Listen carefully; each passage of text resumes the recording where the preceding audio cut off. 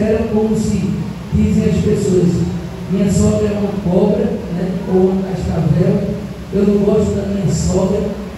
Mas a Bíblia, ela é maravilhosa porque ela nos mostra os princípios básicos e morais da nossa vida. E desse livro de Ruth, nós podemos tirar algumas lições nessa noite. Quando duas mulheres, né? Uma mulher moabita, que pertencia ao povo de Moab, e uma mulher israelita, que servia ao Deus de Israel, né? E dentre essas duas mulheres, no momento de crise e de dificuldade, resolvem se unir, né? E nessa união, em meio às dificuldades, em meio às perdas, quando elas começam a refletir a sua vida e imaginar, né, que no meio da crise elas começam a se unir, e ali a gente vai ver algumas características dessas mulheres que talvez hoje faltam no nosso meio, que é lealdade, fidelidade, companheirismo, né, amor, cumplicidade, fé. Em alguns momentos da nossa vida falta fé, né? Mas a gente vê essas duas mulheres em meio às dificuldades, a gente vê coragem, a gente vê a empatia, que é o sentimento de se colocar no lugar da outra. E muitas vezes na nossa vida é assim: nós servimos, andamos, caminhando e servimos a Deus quando tudo está bom, está ótimo.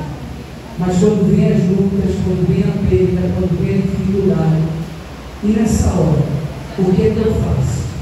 A quem eu vou buscar recurso? Quem está do meu lado quando eu mais preciso? E aí a gente vai ver que uma mulher que era moabita, né, se une à sua sogra e vai começar a viver uma história que parecia que não tinha mais história, não tinha jeito. Mas o Deus que nós servimos, o Deus de Abraão, o Deus de Isaac e o Deus de Jacó, é um Deus que tem história e não tem história. Em meio às perdas, uma mulher que dependia do seu marido para sobreviver. E naquela cultura judaica cristã, uma mulher sem marido e sem filho era uma mulher desamparada. Hoje não. Hoje nós temos uma possibilidade, quando uma mulher é casada e o seu marido morre, ela recebe uma pensão e fica ali parada, né? Hoje você tem muitas mulheres que trabalham, mas naquele tempo não. E aí, a sua nora, ela decide ir com a sua sogra e voltar para a casa de Belém, onde não tinha o pão. E o que me chama a atenção nessa passagem é que uma moabita que não conhecia o Deus de Israel, e eu quero fazer uma conjectura aqui, abrindo parênteses, e entender que nos momentos de dificuldade de Noemi, na terra de Moab, ela devia falar para suas noras sobre esse Deus que ela servia, mostrar as maravilhas que Deus realizou no deserto com o povo do Egito, quando Deus tirou esse povo do Egito, quando Deus fez passar esse povo pelo Mar Vermelho, quando Deus levou esse povo para o deserto e tinha feito uma promessa de levar para a terra de Canaã. A promessa era de 40 dias, mas o povo começou a se esquecer das maravilhas que Deus fez. E muitas vezes nós somos assim, né?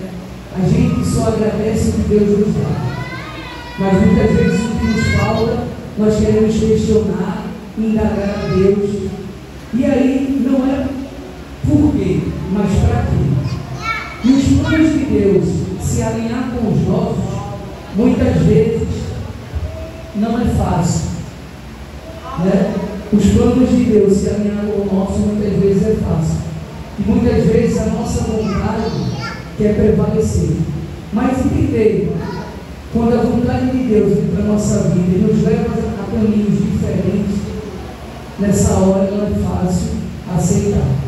E a gente vê que o homem sai da sua terra, sai com a sua família, quando chega na cidade de Moab, o marido morre, os filhos morrem, né? E o que fazer agora? Em meio a dificuldades, em meio à dor e ao luto, em meio à tristeza. E a gente vai ver, né, que quando Ruth ela conhece o Deus de Israel, ela começa a colocar não mais ela como prioridade, mas a sua sogra. E o texto